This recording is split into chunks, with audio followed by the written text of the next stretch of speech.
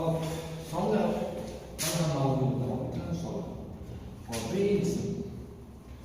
Sonlar ikki bo'ladi. Birinchisi ya'ni juft. Ya'ni keyin toq. Keyin biz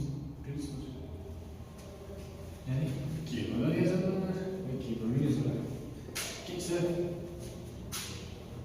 uch bo'lib yozadilar. Mana bu yerimiz bo'lishimizni yaratamiz. Karavot.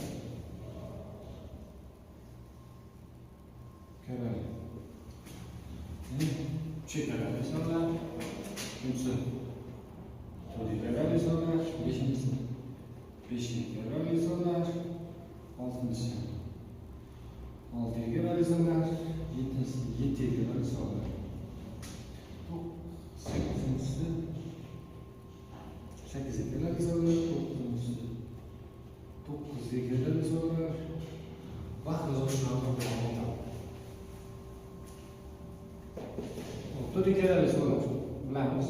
Har qanday son A, B, S degan bo'lgan bo'lsa, davom etsalar. Shu qismi kerak. Xo'p, S, B, O. Xo'p, sonni har bitta o'rin 10 yo 1 bu B degani, bu 10 degani. Ya'ni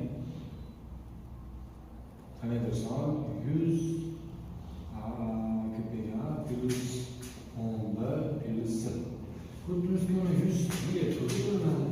Demek mana bu qismidan boshlab bu yo'q to'g'ri bo'ladi. Mana bu qism bo'lmaydi. 10 bo'lsa, yana biz to'g'ri bo'lsa, demak oson bo'ladi.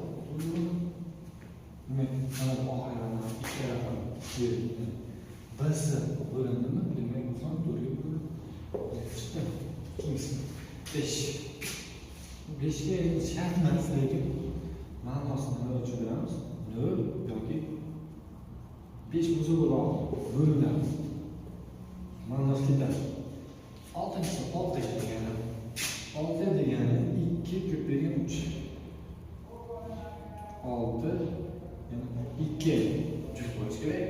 3 bo'lishi uchun esa raqamlar yozib bo'lishi kerak. Buni ko'rishimiz mumkin. Mana bu x z bo'lsa bunday qoladi. 100x plus 10x plus z. Mana buni aytib o'tsak, 99 plus x